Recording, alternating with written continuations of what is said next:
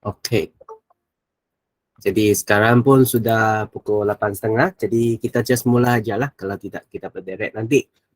Okey, jadi selamat petang kepada semua murid yang telah menjoin, telah menyertai sesi perbincangan kertas soalan formatik 1 yang hari itu, bahagian yang kedua.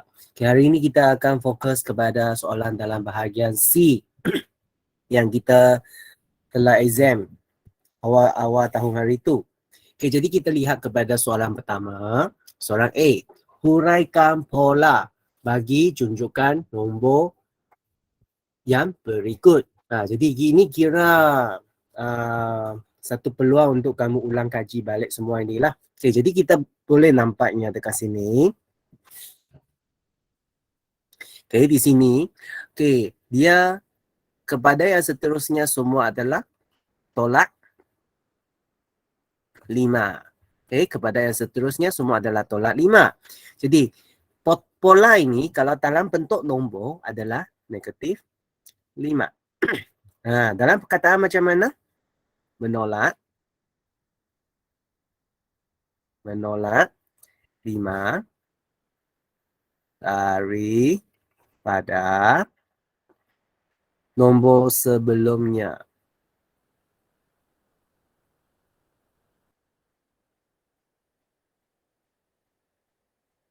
Okay. Menolak 5 daripada nombor sebelumnya. Kalau dalam ungkapan algebra macam mana? Sebenarnya kalau dalam ungkapan algebra, kita akan mula dengan cara macam ni dulu. 100 okay, adalah 95, 90, 85. Kita akan mula dengan kaedah macam ni. Ni 105 tolak 5 darab 1. 105 tolak 5 darab 2. 105 tolak 5 darab 3. 105 tolak 5 darab 4. Jadi di sini kita boleh nampak ungkapan algebranya adalah 105 tolak 5n dengan n sama dengan 1, 2, 3. Jadi ini merupakan dia lah. Jadi cikgu tulis dekat sini 105 tolak 5n dengan n adalah sama dengan 1, 2, 3, 4 dan sebagainya. 3 titik sajalah. 3 titik saja. Okey, 3 titik saja. Jadi ini merupakan cara kita huraikan pola bagi tunjukkan.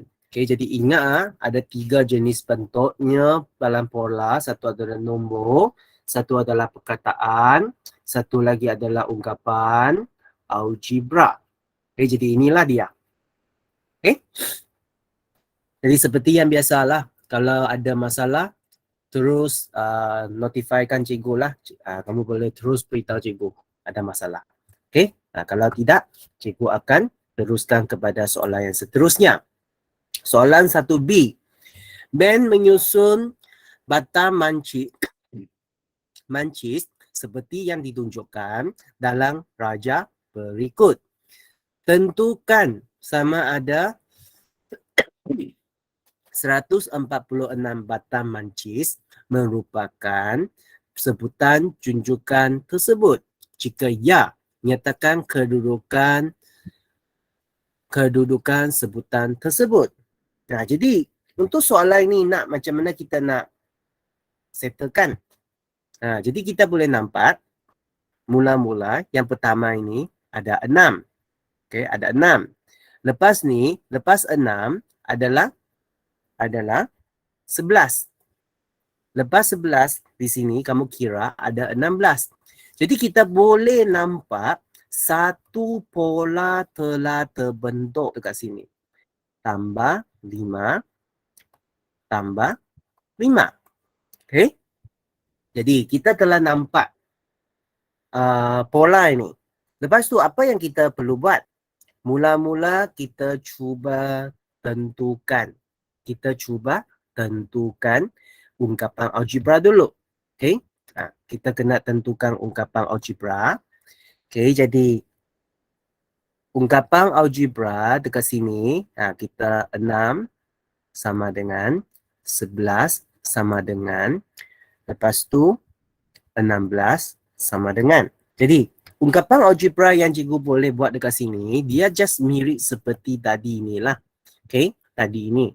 Okay, jadi saya akan start dengan 1 tambah 5 darab 1. Sebutan pertama. 1 tambah 5 darab 2.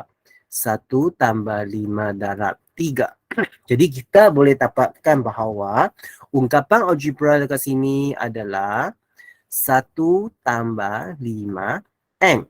Dengan N sama dengan 1, 2, 3 dan sebagainya. Okay. Lepas kita dapat ini, apa yang kita perlu buat? Kita cuba buat. Okay. Macam mana? Okay. 1 tambah 5N sama dengan 146. Kita tentukan sama ada 146 patah mancis merupakan sebutan junjukan tersebut.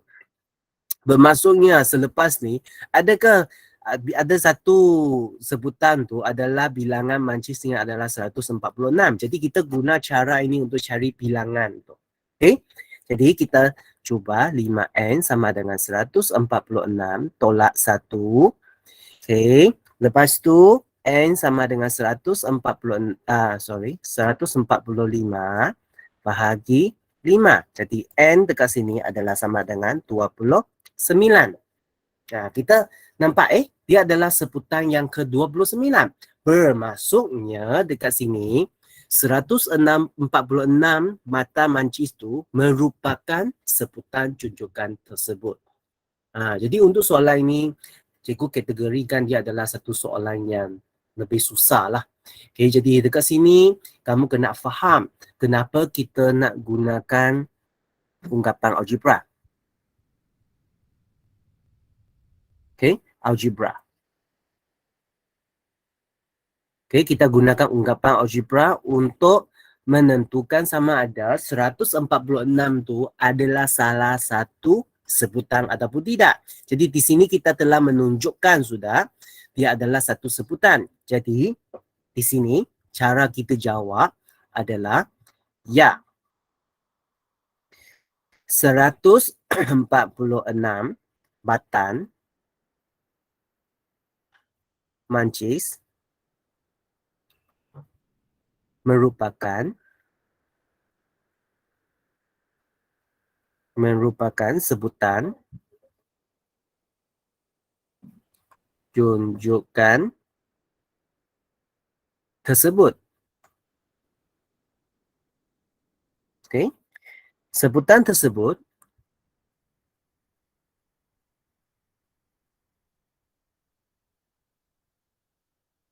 berada di kedudukan ke-29.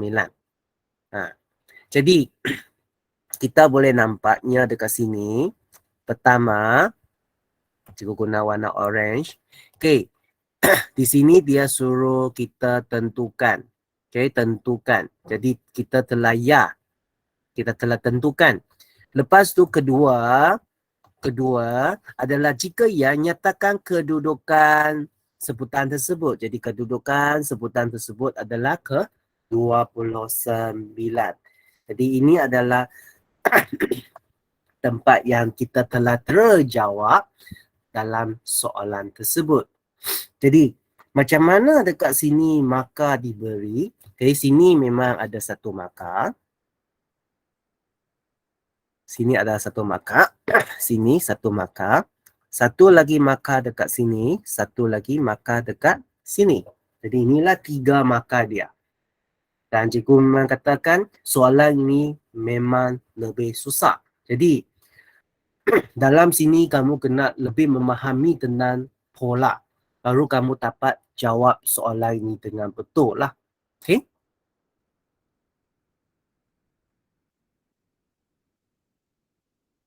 Terutamanya bagi bahagian mencari ungkapan algebra ini. Mungkin ada yang akan tanya, cikgu kenapa cikgu starting dengan 1 tambah 5 darab 1? Tak boleh 6 tambah dengan 5 darab sifar kah? Boleh. Tapi cikgu sengaja nak dia mula dengan 1 supaya 6 adalah sebutan pertama. 6 adalah sebutan pertama. So that's why di sini saya buat dia macam ni. Dia mesti start dengan 1. Supaya saya tahu bahawa 146 itu adalah sebutan ke-29. Kalau di sini adalah mula dengan sifar, di sini nanti kita dapat adalah 28. Apabila kita dapat 28, kita kena tambah lagi 129. Jadi dia akan leceh lah. Dan dia pun mudah untuk kita confuse nanti sampai akhir nanti. So that's why cikgu gunakan dia 1. Kita anjakkan 1 ke depan supaya ini mula dengan 1. Okay?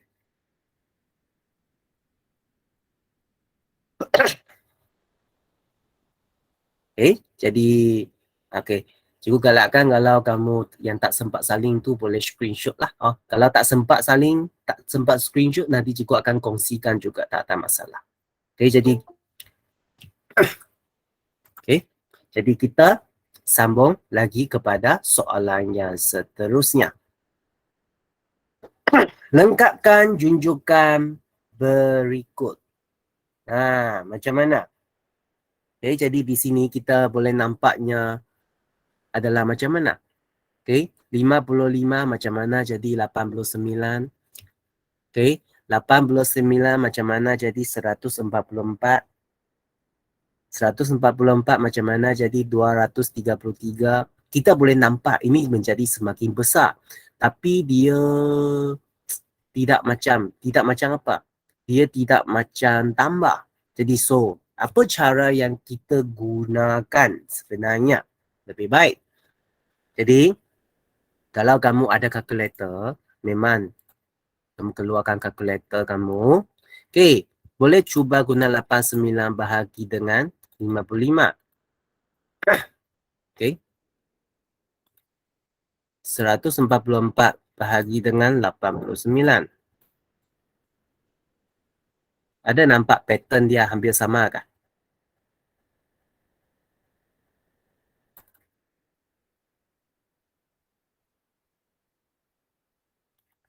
So, nak macam mana? Okey. Jadi, kita buat cara yang paling biasa dahulu. Okey. Jadi, yang ini kita angkat tambah dululah. Tambah dengan 34.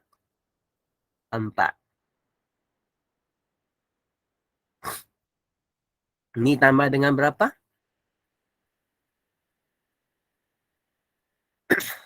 Okey. 233 tolak 89. Tambah dengan okay.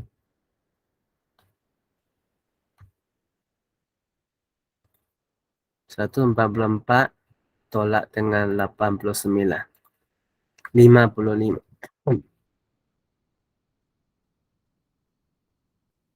Okey, lepas tu 144 233 tolak 144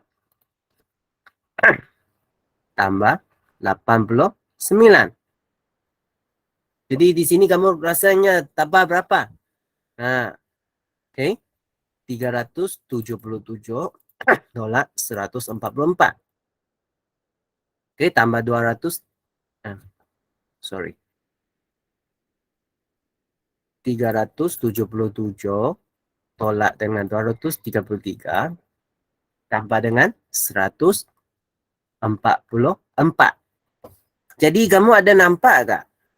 Kamu ada nampak tak? 144 adalah sini punya. 89 adalah sini punya. 55 adalah sini punya. Bermaksudnya di sini tambah berapa? 233. Jadi 377 tambah dengan 233 sama dengan 610. Jadi ini adalah cara kita untuk settlekan soalan ini. Jadi seperti yang cikgu selalu remind kamu semua, untuk soalan jenis ni, kamu kena macam mana buat? Kamu kena tulis keluar. Kamu cuba tambah lah, kamu cuba darab lah. Cuba dulu. Bila kamu tulis keluar, tengok. Bila cikgu tulis keluar, telah nampak penyelesaian dia. Okay?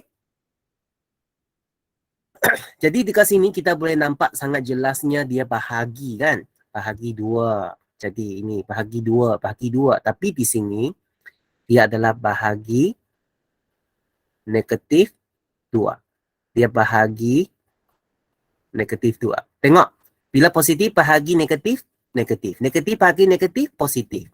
Jadi dekat sini, bahagi negatif 2. Jadi sama dengan 15. Sama dengan 15. Okey, boleh?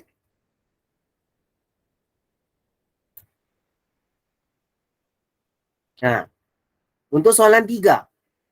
Soalan 3. Terlalu senang sudah. Kamu nampak? 1, 2, 3.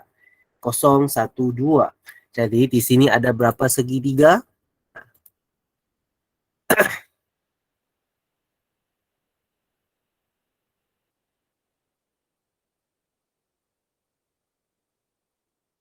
Okey. Satu segitiga. Dua segitiga. Tiga.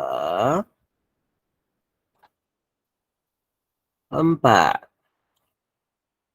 Okey. Lepas tu ada berapa bulatan?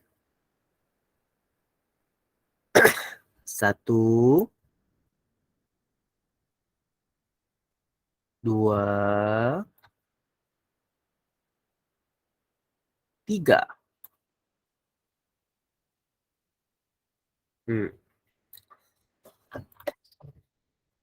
Jadi ini merupakan jawapan bagi si soalan yang ketiga.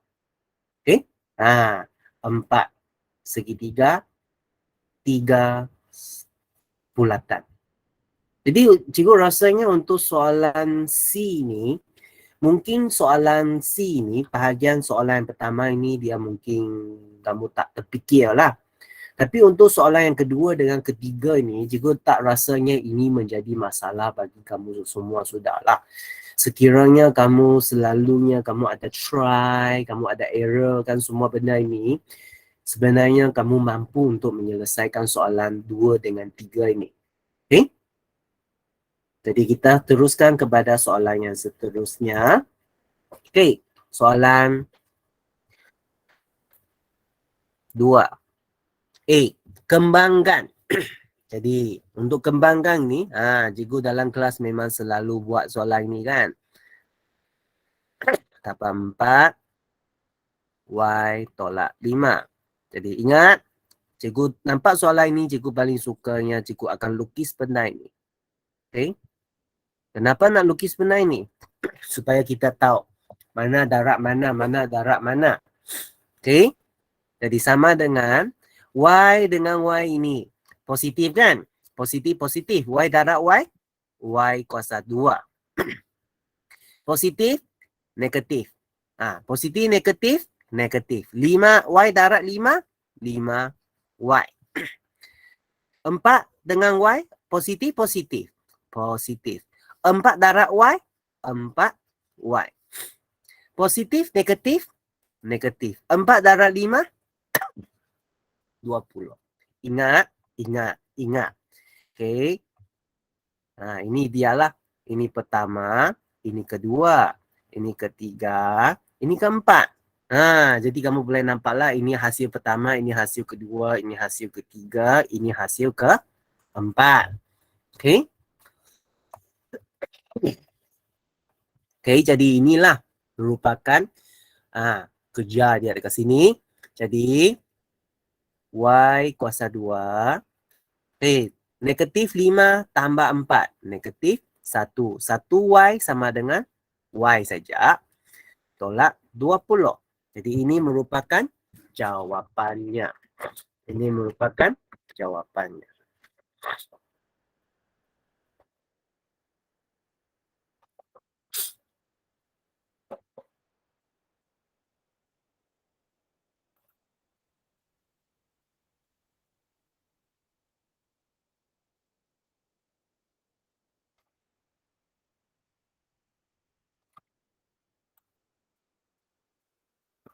Okey? Tak ada masalah, cikgu teruskan. Ha? Soalan B. Permudahkan. Okey, permudahkan ini.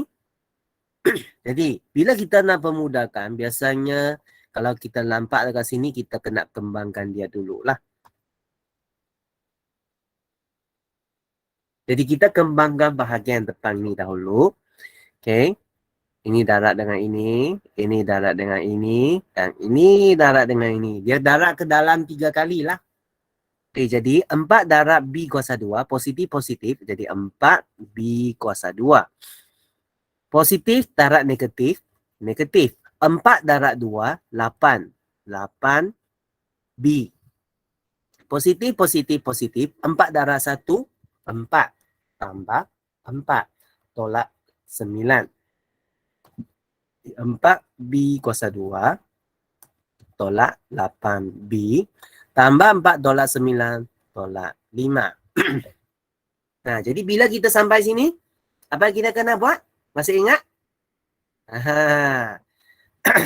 Mungkin ada banyak yang sudah lupa. Okay, jadi kita gunakan kaedah ini. Okay, kalau kamu masih ingat, AS kuasa 2 tambah BS tambah C. Okay, jadi ini adalah C. Negatif 8. Bukan, ini adalah B. Okay, okay. B, bahagian ini, B. Okay, jadi kita mula. Okay, 4B kuasa 2. 4B kuasa 2 mesti B1 atas, B1 bawah lah. B1 bawah.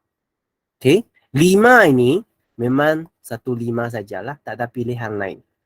Sekarang kita kena lihat 4. 4 ini boleh 1 darab 4, kombinasi 1 darab 4 ataupun 2 darab 2. Okay, kalau saya gunakan 1 darab 4, 1 darab 5, 4 darab 1, 5 dengan 4, 9, tidak jadi 8. Tak boleh. Kalau 4 darab 5, 20. Nah, 20 terlalu besar, jadi mesti adalah 2 dengan 2. Okay, jadi saya darab sila dengan ini. 2B darab 1, 2B. 2B darab 5, 10B. Macam mana 2 dengan 10 boleh jadi 8? Boleh. Jadi 2 dengan 10 jadi 8 adalah 10 tolak 2 kan. Tapi di sini oleh kerana dia adalah negatif, oleh kerana dekat sini bawah sini adalah negatif, jadi tolak dekat sini. Jadi bila tolak dekat sini, sini negatif dia. Jadi positif, negatif, negatif. Jadi, di sini kita boleh nampak 2B tambah 1, 2B tolak 5. Jadi, ini adalah jawapan akhirnya. 2B tambah 1.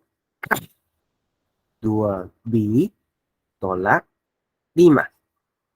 Okay? Jadi, inilah hasil akhirnya. Jadi, kita gunakan kaedah ini untuk mencari. Okay, kelas, cikgu ingatkan sekali lagi, kalau kamu tulis 2B tolak 5, 2B tambah 1 pun boleh ya. Selalu ingat konsep A darab B sama dengan B darab A. Jadi ini adalah konsep-konsep yang cikgu harap kamu semua dapat ingat lah. Okay, ingat kaedah macam mana memfaktor.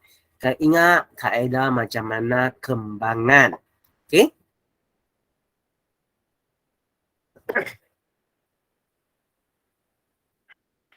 Okay, kalau tak ada soalan, cikgu akan teruskan. C. Okay, faktorkan. Faktorkan ni. Macam mana kita nak faktorkan ni? Okay, cikgu tuliskan dia dulu. 2B kuasa 2 tolak 18 C kuasa 2. Jadi dekat sini, saya boleh nampak 2 dengan 18 ni boleh difaktorkan 2 dahulu. Okay, lepas dia difaktorkan, dia macam ni. 2B kuasa 2 tolak 9C kuasa 2. Okay. Okay. Jadi, Cikgu harap kamu masih ingat macam mana faktorkan ni, macam mana cikgu telah lakukan faktor ini ya. 2 darab B, 2B.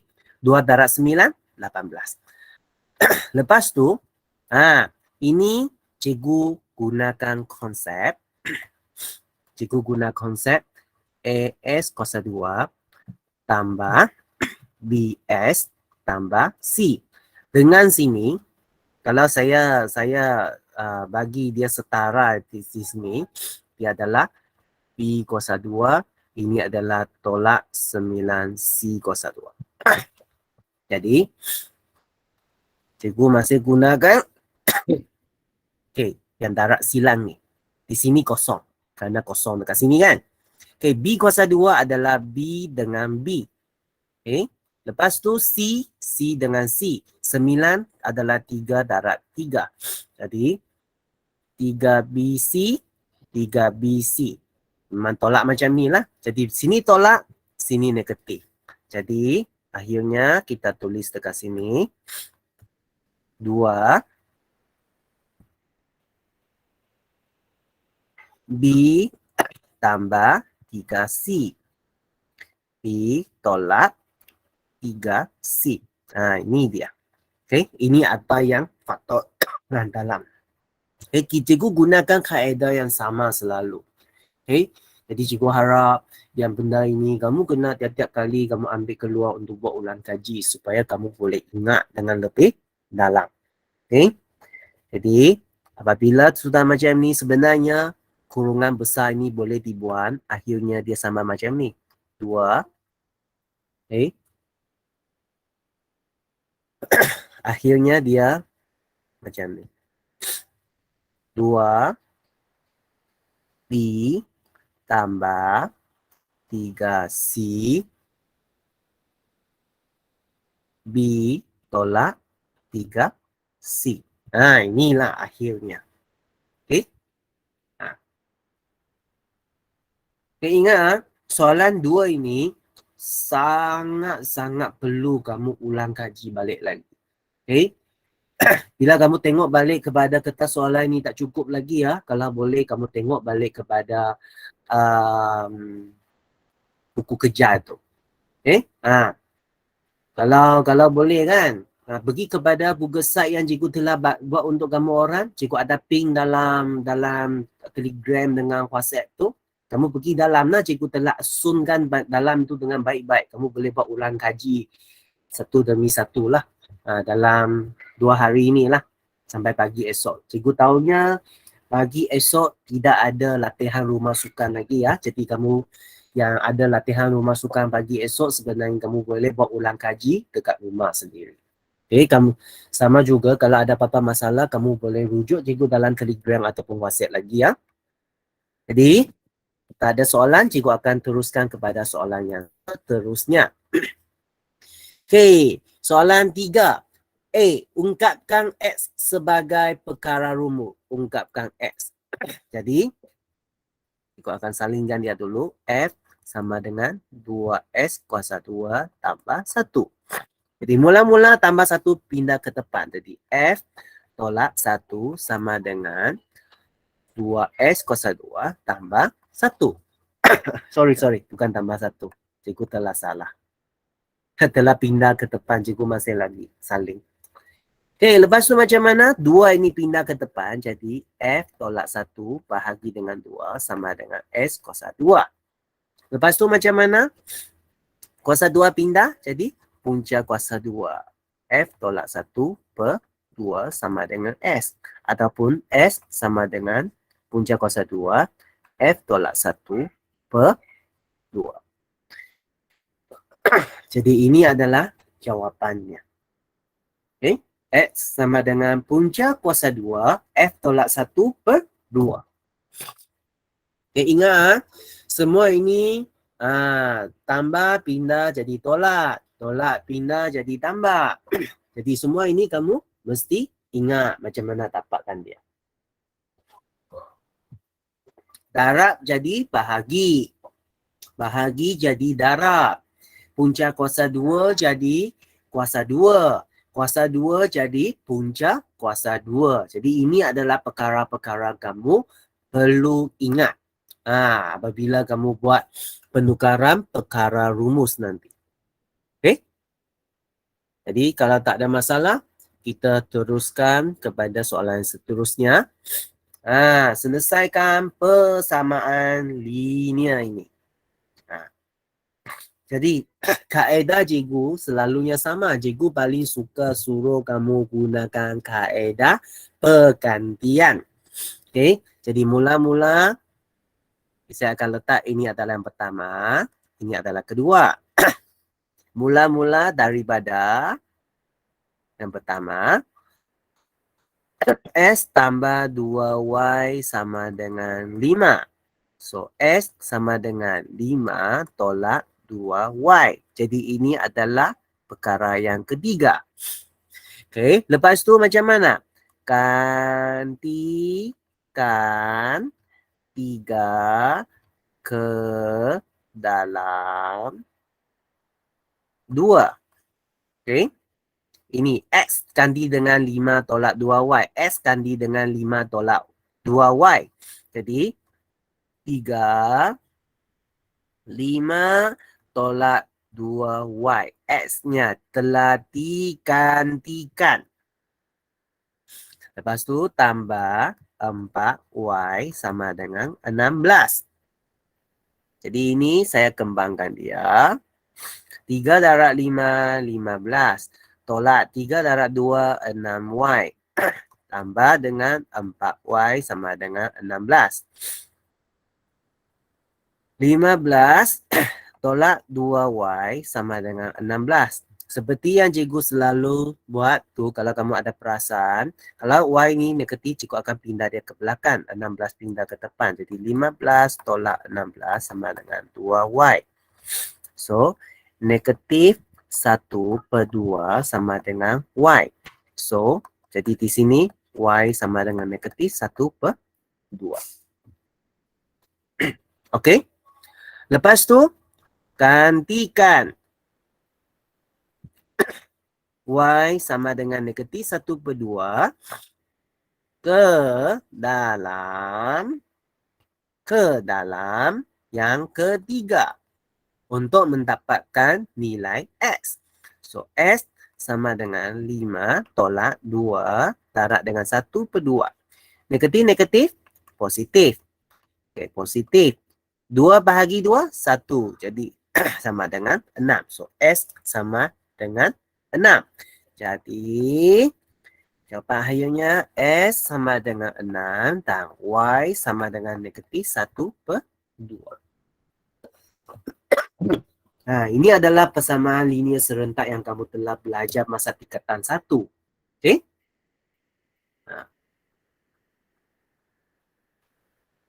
Jadi banyak perkara kamu kena ingat kembali lagi lah. Seperti cikgu kata, perkara ini memang perlahan-lahan. Tapi kamu mesti bergerak. Bila kamu bergerak, walaupun perlahan, kamu masih ada belajar. Perlahan ni bukan bermaksudnya kamu tidak bergerak. Kamu mesti bergerak. Sikit. 1 minggu, setengah topik, ataupun satu topik, kamu kena buat ulang kaji daripada tingkatan 1. Okey?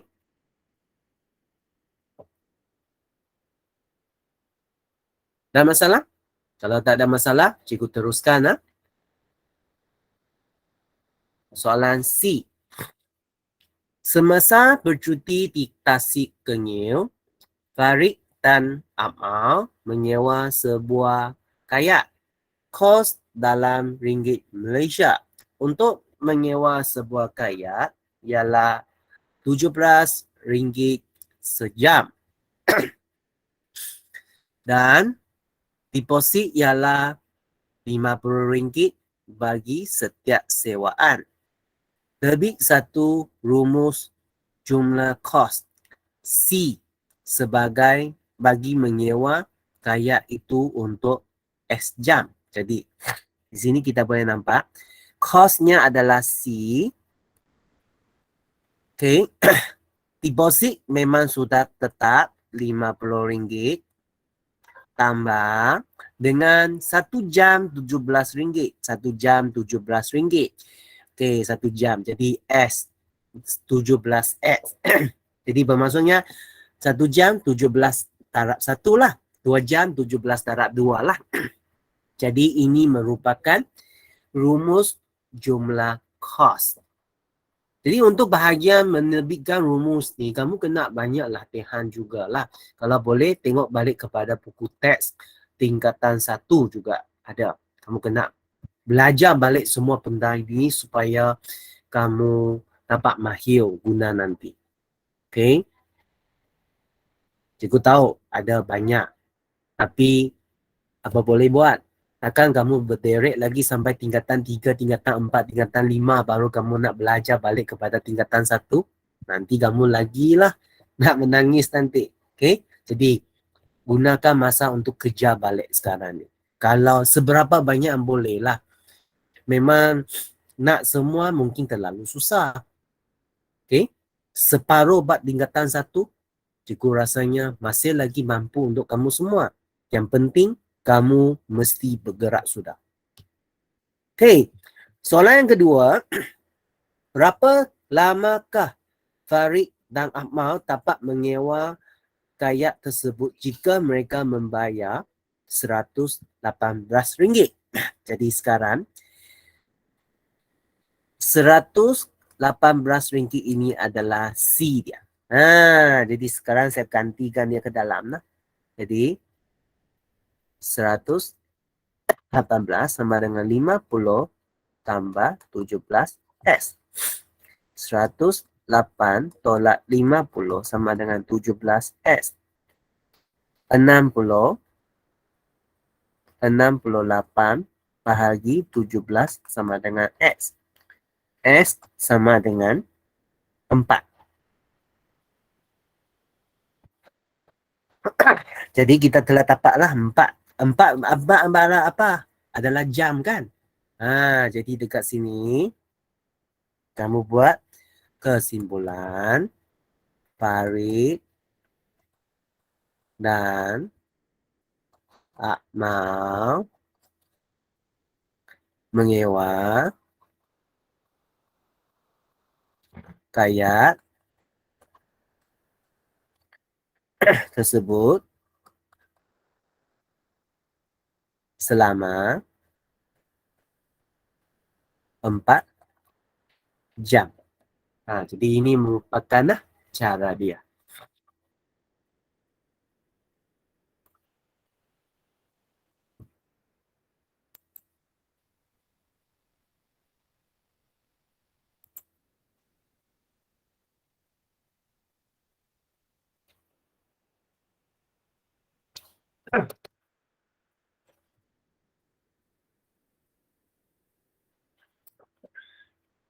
Okay.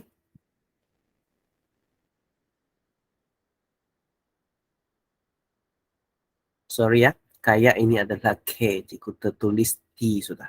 Kayak. Okay.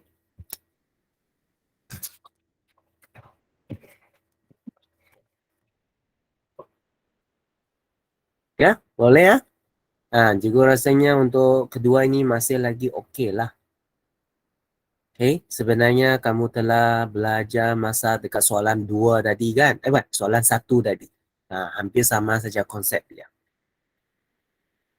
Okay, jadi kita pergi kepada soalan yang seterusnya. Kalau ada masalah, sila info dengan cikgu serta-merta supaya cikgu boleh jelaskan untuk kamu juga. Okay, soalan 4A. Lengkapkan langkah penyelesaian yang berikut. Okay, jadi kita boleh nampak di sini negatif, negatif, positif. Bahagi jadi darab. Jadi darab dengan apa? Sini jawapan dekat bawah sudah macam ni. Jadi 5/4. Kan kita telah belajar bahagi tukar kepada darab, pecahan terbalikkan. Lepas tu yang ini macam mana? Yang ini kamu mesti campurkan dia. Macam mana campurkan dia? 1/4 tambah dengan 2/5. Okay. Jadi yang ini nak macam mana? Sebenarnya kan cikgu pernah ajar kamu dalam kelas gunakan pembahagian berperingkat 4 darab dengan 5. 4 dengan 5. Bahagi 2, 2, 5. Okey, sorry. Cikgu yang salah sudah. Okey, yang ini kita memang tak dapat bahagi je sudah kan? Kerana dua-duanya tidak ada nombor yang boleh dibahagi. Jadi, ini mesti darab 5, darab 5, darab 4, darab 4. Jadi sama dengan 5 per 20 tambah dengan 8 per 20. Sama dengan 13 per 20. Jadi ini adalah 13 per 20. Untuk bahagian ini, kamu ada kalkulator, kamu pun juga boleh selesaikan guna kalkulator.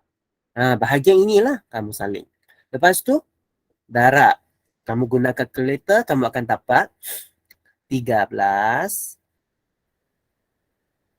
per 16. Okay, 13 per 16. Okay, kamu boleh guna kalkulator untuk bahagian ini lah.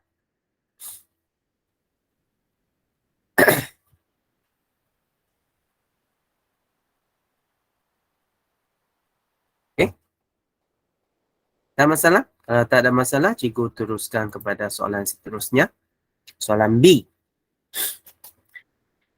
Vicky ingin membuat beberapa beg kudapan untuk rakan-rakannya. Dia mempunyai 16 tin minuman dan 24 bungkus keropok yang dibungkus dengan bilangan tin minuman dan keropok yang sama dalam setiap beg. Jadi macam mana? Jadi ini dia kena menggunakan faktor sepunya terbesar. Jadi macam mana? Untuk yang pertama ini, 16 dengan 24. Faktor sepunya terbesar dekat sini, dia kena gunakan nombor perdana. Dan nombor perdana itu dia mesti dua-dua dapat dibahagi baru boleh. Jadi bahagi dengan 2. 8, 12. Masih boleh bahagi? Bahagi dengan 2, 4, 6. Masih boleh dibahagi? 2, 2, 3. Tidak dapat sudah. Okay. Jadi, faktor sepunya terbesar sama dengan 2 darab 2 darab 2 sama dengan 8. Okay. Jadi, nyatakan bilangan rakan Vicky yang dapat satu beg kudapan setiap orang. Jadi, adalah 8 orang lah. Okay. 8 orang akan mendapat satu beg kundapan.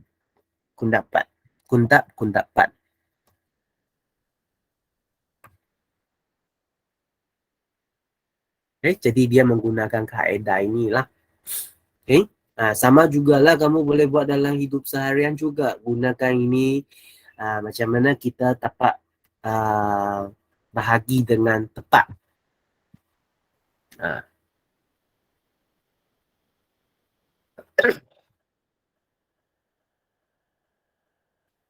Lepas tu, yang kedua, nyatakan bilangan tin minuman dan bungkusan keropok setiap beg. Sebenarnya ini ada dalam sini. Ada 2 tin minuman dan 3 bungkus keropok. Okay.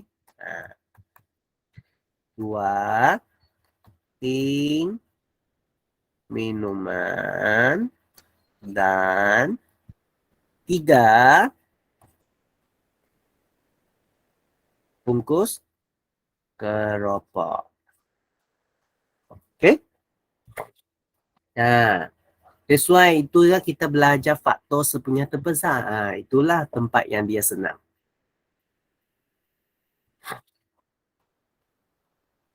Okay.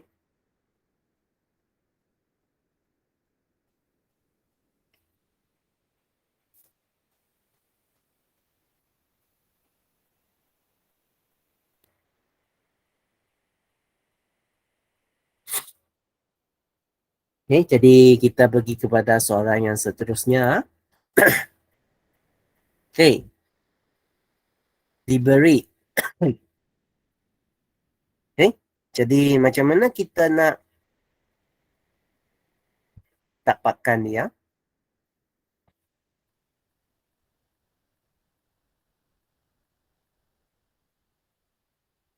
Okay. Untuk bahagian ini, paling senangnya dia kata A dengan B adalah integer. Integer adalah apa? Integer dia tak boleh adalah nombor titik perpuluhan. Punca kuasa 3 bagi 497 B.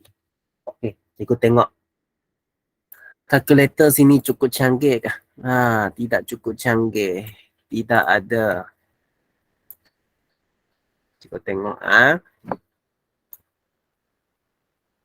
Oh, kalkulator dekat sini tak canggih. Macam mana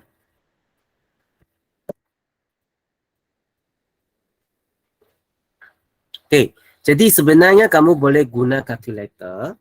Okey, cikgu tidak dapat tunjukkan kalkulator yang cikgu beli dekat Shopee ya. Okey, kamu boleh gunakan kalkulator. Kamu cari punca kuasa 3 bagi 497. Kamu akan dapat punca kuasa 3 bagi 497 adalah sama dengan 7.92. Kan? Dengan tapak macam ini kamu kena buat macam mana? Okey. Di sini, okey, saya boleh anggarkan A adalah 7. Dia lebih dari 7 tapi dia kurang daripada 8. Okey, dia di antara ini. Jadi, dengan ini saya boleh dapati bahawa A adalah 7 dan B adalah 8. Okey? Kan? Kan 7.92 di antara 7 dengan 8. Dan integer. Integer bermaksudnya dia mesti nombor bulat. 7, 8, 9, 10 adalah nombor integer. Jadi sekali lagi kamu kena tahu nama lah. Apa itu nombor bulat, apa itu nombor integer, apa itu nombor rasional. Semua benda ini kamu kena cari balik. Okay. Memanglah kalau dapat cikgu cuba cari nota-nota itu dan kongsikan pada masa yang akan datang lah. Okay. Jadi kalau ada masalah boleh tanya lagi ya. Okay, cikgu teruskan kepada soalan seterusnya. Okay, jadi nyatakan pekali. Okay, nyatakan pekali bagi pemboleh ubah dalam sebutan berikut. Di sini pemboleh ubah adalah MN, jadi pekali adalah negatif 9. Pemboleh ubah adalah N, adalah negatif 9M. Jadi ini negatif 9N. Faham tak? Okay. Yang pertama MN, yang kedua N, yang ketiga M. Jadi selain daripada pemboleh ubah, yang lain adalah pekali. Jadi ini adalah perkara yang kamu mesti ingat. Apa itu pemboleh ubah? Apa itu pekali? Okay? Lepas tu kita tengok kepada soalan seterusnya. Okay. Jadi untuk soalan ini, kita nak lakukan, selesaikan dia macam mana? Kita nak selesaikan dia dengan cara apa? Okay. Jadi dekat sini, kalau kamu lihatlah,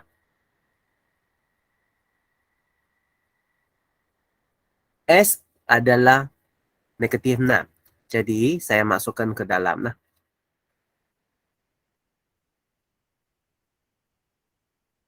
Cukup besarkan dia. Okay. 2/3. S-nya negatif 6. Tambah 3/5 Y sama dengan 5.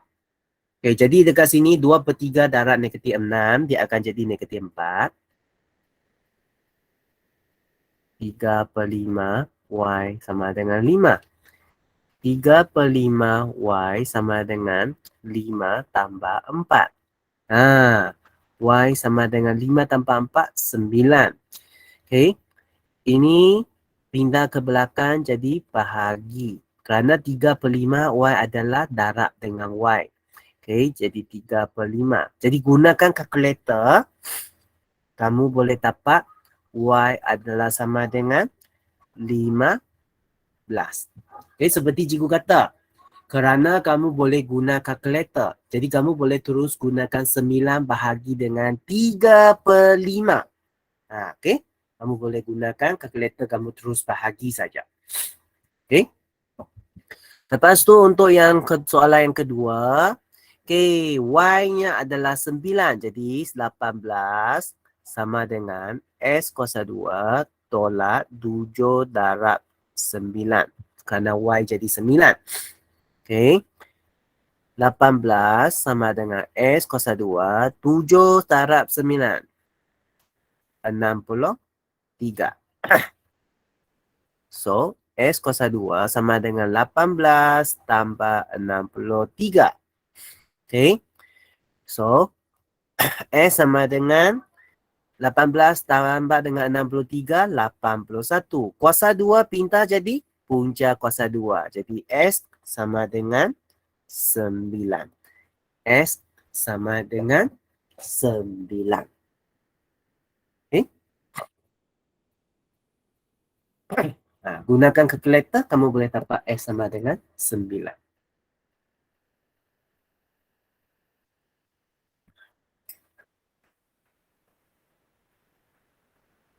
Okay, boleh?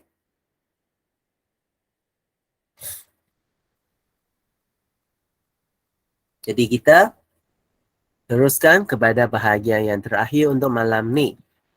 Lengkapkan langkah-langkah berikut.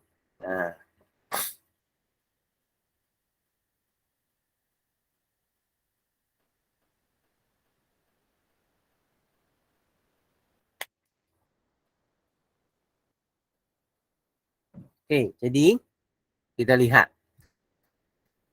Z sama dengan punca kuasa 2 bagi 10 S tolak Y. Okay, kamu nampak di sini tak ada punca kuasa 2 sudah kan? Bermaksudnya punca kuasa 2 sudah pergi kepada Z. Jadi Z. Okay, Z kuasa 2. Ingat, punca kuasa 2 pindah ke sebelah jadi kuasa 2. Lepas tu, tolak Y pindah ke sini jadi tambah Y. Tambah Y. Okay, lepas tu 10 darab S pindah ke sebelah sini. Z kuasa 2 tambah Y per 10. Bahagi 10 lah maksudnya. Okay. Jadi inilah penyelesaian bagi soalan Z.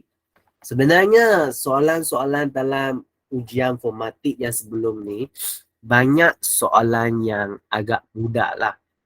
Just mungkin banyak lagi yang kamu semua mungkin tak berapa mahir. So that's why kamu tidak dapat jawab dengan betul.